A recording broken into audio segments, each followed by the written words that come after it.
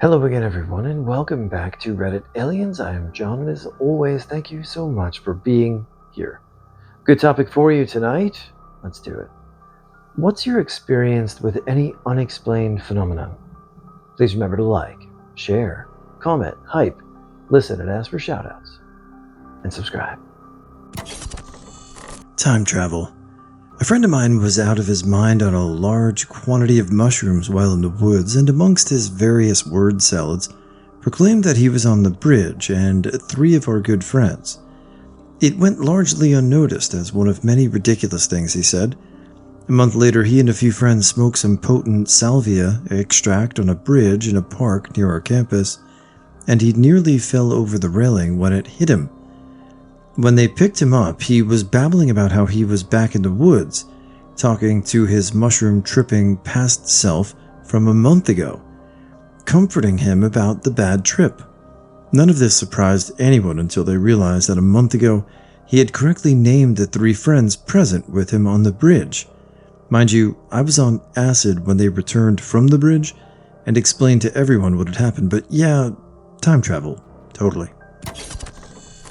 One night my dog started barking like crazy at the ceiling and was moving slowly across the living room, then back. I decided to get my new digital camera and take a picture of the area she was barking at, and found a dark spot hanging around a foot below the ceiling.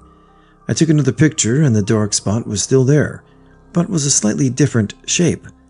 Assuming it was a shadow of something that had moved, I took pictures from every corner of the room, far and close, and the dark spot was there, and shaped differently in every picture. I thought it may have been something on my camera, so I got my film camera and tried it, and the same dark spot was there when we got them developed a few months later. It couldn't be seen by the naked eye, and it was clearly not on the ceiling. It was below it. I'll never forget that. It was creepy as hell. Unfortunately, that was years ago before we moved out of that house, and I have no idea what happened to the pictures. They're probably on our old computer in the basement somewhere. If I ever find them, I'll be sure to post them up. As a teen, I was heavily into psychic phenomenon, to the point where I had even managed to convince myself that I was psychic, even getting actual hallucinations with out-of-body experiences. And then I read a book by Susan Blackmore, a former parapsychologist. She introduced me to common sense experiments with actual strict methodology behind them. Surprise ending, I realized that not only wasn't I psychic, nobody was. Absolute loss of the foundation of my worldview.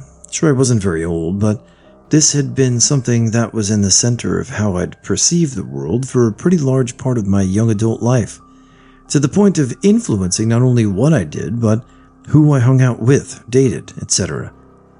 To this day, I'm pretty proud of young me for going with the truth instead of retreating back into what would have been a far easier path of denial. There was some good and bad in that. The bad was that I lost some friends and the girl I was dating at the time. The good was that it influenced me to get into psychology after graduating, with a heavy focus on learning just how the human mind manages to fool itself in situations like that. The first one I had was a lot like Dr. Michael Shermer's tale of alien abduction. His was caused by exhaustion during a bike race he was participating in a desert. I met aliens, and I believed it was happening, for about 10 slow seconds. There were 3. They ran planet Earth as agents for an alien power, and had sharp uniforms in red and white. They looked human. It was a guy who ran things, his XO who carried out his orders, and a woman who was sympathetic to humans. I asked if everyone could meet them. They telepathed back that I didn't know what I was asking for. Afterwards, of course, I knew to blame the intoxicants, but at the time it was completely real. Another time, I was kind of exhausted at college, and I closed my eyes and I guess I fell asleep, but in my dream I was looking at the room I was in, and then one of my roommates came in and sat on a chair in front of me, and then I opened my eyes and he disappeared, but the scene otherwise was pretty much identical. Well, this is a story my friend once told me of when he lived in New York. He lived in a pretty bad neighborhood where the cops would be called in every day. This one day, him and his three sisters went down to the basement and saw an accordion and decided to put it in the street as they didn't want it. They were roughly 9 to 12 years of age. Later that night, it was storming and they saw the accordion get struck by lightning and got a good laugh about it. They woke up to find the accordion on their back porch. Their mother claims to never have put it there, and their father wasn't at home much. So at the time, they thought nothing of it. Till the next day, when they found the accordion in the closet of their room. They know they didn't put it in there, so who could have? This next part I find hard to believe, but I've never heard my friend sound more terrified than when he tells this story. So apparently one night, his friend comes and sleeps over, and they hear an odd noise coming from the basement roughly around 2 a.m. What could it be? My friend says as they head down to the basement, it becomes louder. They see a rocking chair moving and a ghostly figure playing the accordion. They nearly shit bricks as they hauled ass up the stairs. My friend believes to this day that the house was haunted and has shared other stories with me. A few years ago, I was home visiting for 2 weeks from college and my cat of 14 years got severely sick. I did spend everything I could, but the day after I left, I got a call saying she had died. Fast forward to last year. I'm living back at home and have 2 new healthy cats plus the family dog who came to us as a puppy 17 to 18 years ago. Same time that we got my old cat.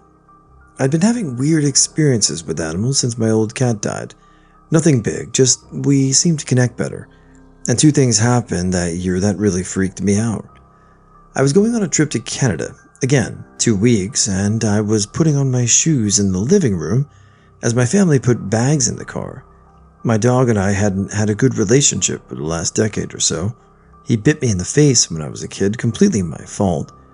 Since then, we've been more like acquaintances, but for some reason he came up to me and sat down on my foot. He panted for a bit, then looked up at me like, "Goodbye," and let me pet him. I told my family I thought he was going to die when I was gone. He did. Purely accidental in an awful way. I got the call the day before I was scheduled to come back. Lastly, my sister got a new puppy for her kids about a month after our dog died. I came over to see him. He was a healthy, happy puppy, but I got a weird feeling about it. I told my sister I thought he was going to die. A few days later he did, from an illness the pound had neglected to inform her he had. Those 2 things really freaked me out. They were both heartbreaking, but also extremely unsettling. My mother likes to remind me about the night before I left many years ago, and how my cat had climbed the stairs to stay with me before I left, despite having not eaten in a few days and being very weak. She says she gave me a gift. My mom's real old school about stuff like that. I don't really believe her, but I thought it fit here. This was in 1995 at the end of December. I was driving with my brother and sister in the car. We were about 2 minutes from my mom's house on a road I knew well. It was around 10 at night. A green light flashed from out of the sky onto my car. The diameter of the light on the ground was about 20 feet, 6 meters.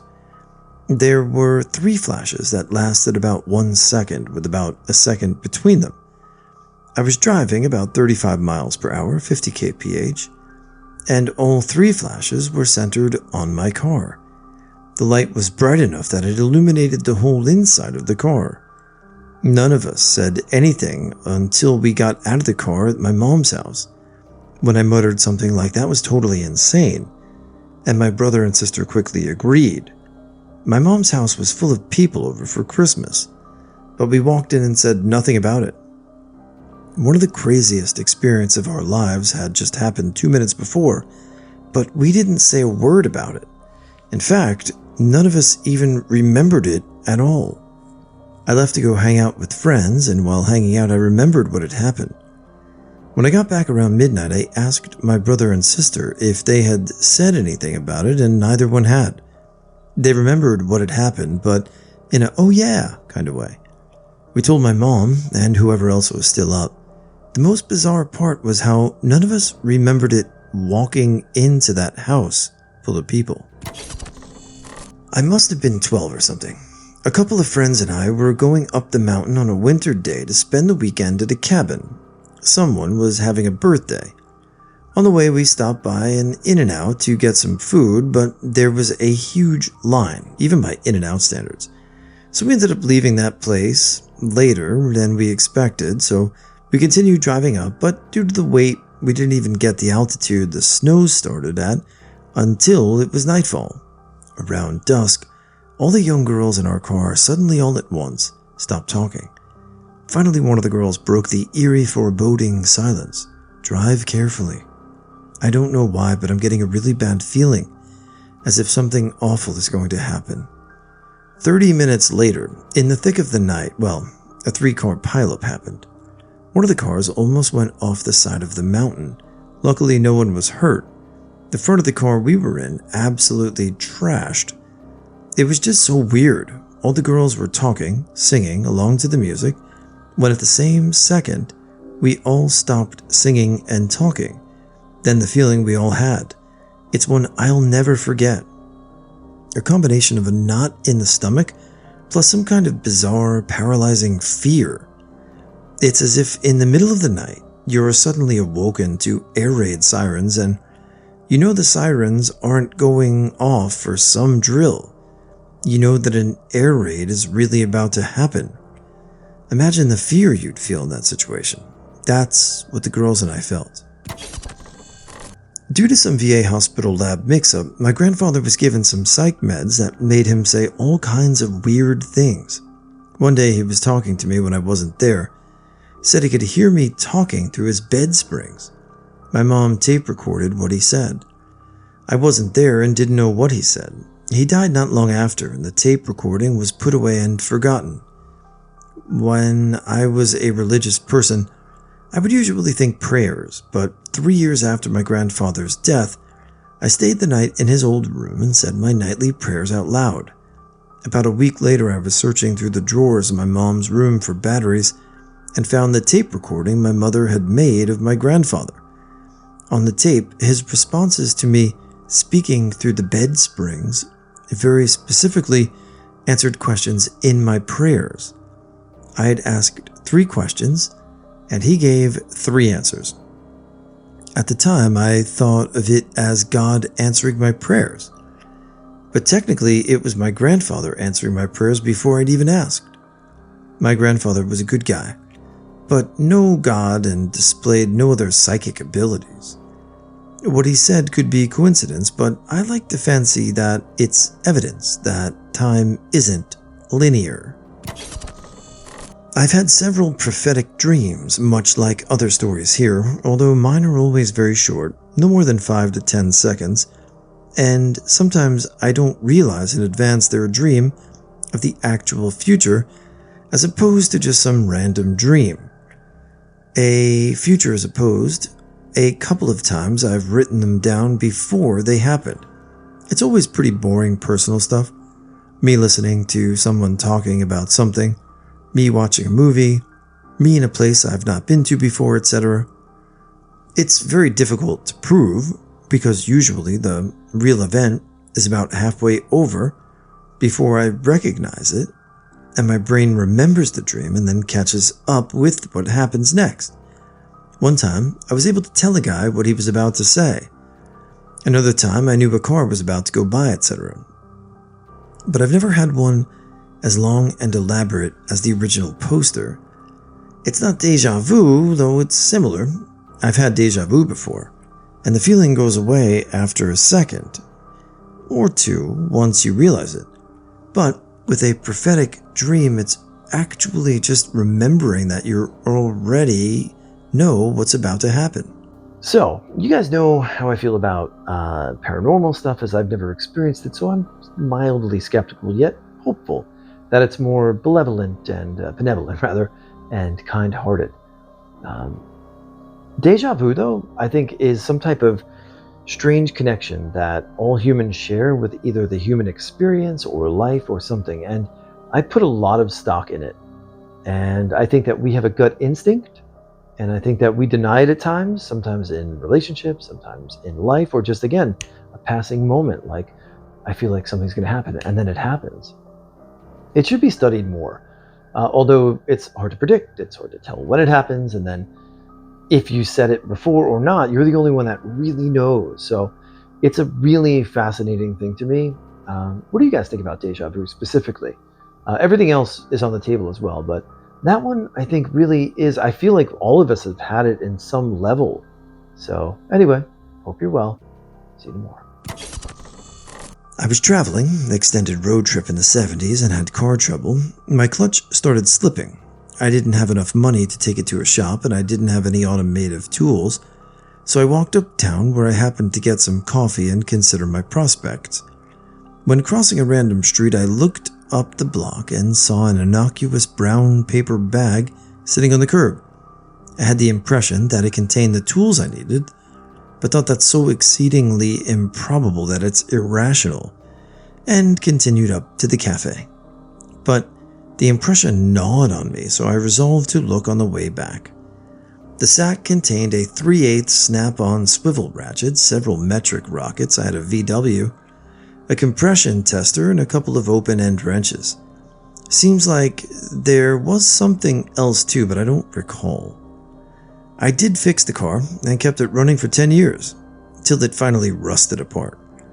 I still have them, and have wondered who left them there. If anyone recognizes the contents, tell me the streets and city, and I'll send them to you with many thanks. Another time I was working in a farm shop and had a vision that I was flying into a flock of quail. I put grain out for them, and there was a flock in the field outside. I walked over to the door and was wondering what the vision was about, when a falcon flew from about 10 feet up in a tree to my left, across the drive, and took a chick. The others scattered. I always suspected that the hawk used me for a stalking horse, because the quail were used to seeing me and would have had their guard down. But it doesn't explain the vision. Hawks don't use words. Maybe that's how they communicate. I once had a job where I was hired by my teachers to work a day for his ad agency. This was a huge opportunity, knowing that some guys got paid $40K for a single assignment. So I was happy to have that gig, but that was overshadowed by being incredibly tense and unable to relax from fear and pressure of getting up and blowing my opportunity. The only place that had for me to sit in the corner was a drafting table next to the copy machine by the window. It was so cramped I couldn't slide my chair back. I said a little prayer and asked God for a sign whether or not this should be the industry I'm working in. Just then a pigeon flew into the window. I thought it was a football and some people were playing outside, so I didn't even bother looking. Then other people in the office were like, "What was that?" and came over to my desk. I finally looked over to see the blood stain and feathers stuck to the glass and realized that there was no way it could have been a football, as we were on the 3rd floor. This was the one and only time that I worked for that agency. In general, I've never experienced anything that could not be explained in a rational way. The most bizarre thing that has ever happened to me was when I was about 24 years old. At the time, I was finishing college and renting a flat. Nobody else lived with me, which really suited my style, since I can be quite anal about other people's mess. Anyway, one night I found myself that I had misplaced my book, The Hitchhiker's Guide to the Galaxy. I knew the book was in the flat, so I started looking for it. I spent a good 20 minutes looking for the book in every corner of the house. I checked every single room at least 3 times, but the book was simply nowhere to be found. At least I gave up and went back to my bedroom, and there the book was, lying on top of the bed, almost dead on the center of it. Now, the bed was perfectly made, and there was nothing else on top of it. The cover of the book was black, which made a stark contrast with the cream color of the cover of the bed. I know I looked for it more than once on top of the bed, but somehow I just did not see it. Up until today, I simply cannot find any reasonable explanation as to why I didn't see it when I was looking for it. it did make me feel slightly uncomfortable. My ex got pregnant despite me being out of town. She told me her friend Angela visited her and that she was going to give birth to someone who would be the historically significant person. The two of them told me that they believed the father was God. I wanted a paternity test, but my ex said God didn't want much unnecessary media attention for our son, so he forged the DNA to not be traceable to him, and the test would be a waste of money. Ugh. A few months later, we decided to go on vacation just to escape things for some time and stopped at a Motel 6. Her water broke, but my car wouldn't start, so she gave birth in the lobby. While we were in the lobby, 3 guys came over. They said they saw flashing lights and heard sirens. Don't remember if they were being chased or were chasing the lights, but that's what led them to us. There was a big black guy who looked like a pimp, a Hispanic guy with a lot of jewelry, and a white guy who looked like Bernie Madoff. They all offered presents for the child that seemed kind of weird, like some strange mystical rock, some ancient herbs, and some fancy paper with words I don't understand, but whatever. Either way, trippy story, huh? Everyone rolls their eyes when I tell them. Yeah. Deja vu is possibly something wrong with your brains if it happens all the time. I once saw 2 ghosts in the same year. One of a youngish lady carrying shopping home wearing a duffel coat. It was a night before Christmas Eve. 6 of us were on our way to our den in an abandoned house. All of us agree we saw the woman carrying shopping bags turn a corner into a lane and then just disappear. It had been snowing heavily, and whilst we left tracks, she didn't. We found out later that a young single mother was living in a flat at the end of the path and had been run over by a drunk driver on the lane whilst talking to her Christmas shopping home a few days before. Story was that she had left her toddler in the flat, and he died too because no one bothered after them, and she was on holiday from work over Christmas. The other thing I saw, again with others witnessing it, was a long green sausage-like thing floating in a hallway of another abandoned building. The story of the house was the original owner had gone bankrupt. Wife left, and he hung himself in the landing, but he had also left 2 dogs in their own room, which had been found starved. The house was tidied and auctioned for the next to nothing by the bank, and after about 4 months, the new owner was found dead overdosed on something. I am agnostic, but do believe places or structures hold some kind of memory of what goes on in them. I'm not a druid, but when it rains and I have to shelter under an ancient oak on a walk, I like to imagine what the tree has witnessed. I had a chemistry professor in high school who was a very upright, respectable man. He also coached the soccer team that I played on. I have absolutely no reason to doubt the story, and he wasn't the kind of guy to joke about it anyway. When he was in college, he, his girlfriend, another friend, and that friend's dog were walking around the beach one warm night in Rhode Island. Her friend and the dog ran into the dunes, leaving just my teacher and his girlfriend. As they were sitting there, a bright light started moving across the sky, and then rapidly got bigger as it approached them. Within a minute, a giant spaceship was hovering above the ocean. It hovered for 30 seconds perfectly silent, and then shot off again, rapidly shrinking and then disappearing off in the distance. Him and his girlfriend were absolutely flabbergasted. When the friend and his dog showed up, neither of them had seen or heard anything, though they were past the dunes and away from the beach. But here's the kicker. My teacher and his girl went back to his parents' house after and immediately started telling what they saw. His skeptical parents devised a clever solution to prove if the story was true. They brought each of them into a different room, gave them a blank sheet of paper and a pen, and had them independently draw the ship they had seen.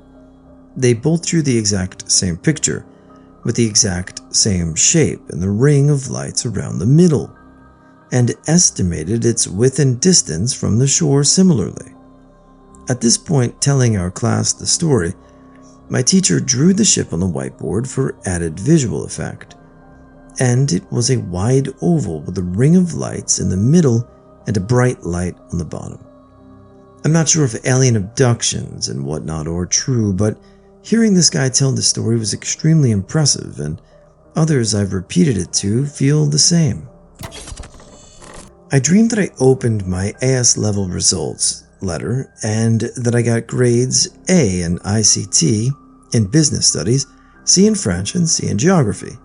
So, just for fun, and because I had a feeling the dream was going to be accurate since my dreams never have specifics in them like particular grades and things, I tapped the results into my phone's notepad with the time and date with the exact order. Strangely, in the dream, I literally opened letter in the hallway of my home. What actually happened is that I was working in a supermarket, and my mother phoned me to tell me my results. She told me I got an A in ICT, and I said, and a B in business studies. Before she said anything else, I said, and 2 C's, am I right? She said, yes, how did you know? So, yeah, I showed everyone the proof that I had predicted. I actually even told people about the dream before I got my results. But to be honest, I put it down to my subconscious giving a good prediction. Because the following year, when I was getting results, I didn't have any dreams like I had hoped, so I just wrote down a prediction of what I think I might get. I had a fair idea, I suppose, and that's exactly what I got again. But then again, the first time, I really had no idea what I might get, and was guessing at C's and D's, so who knows?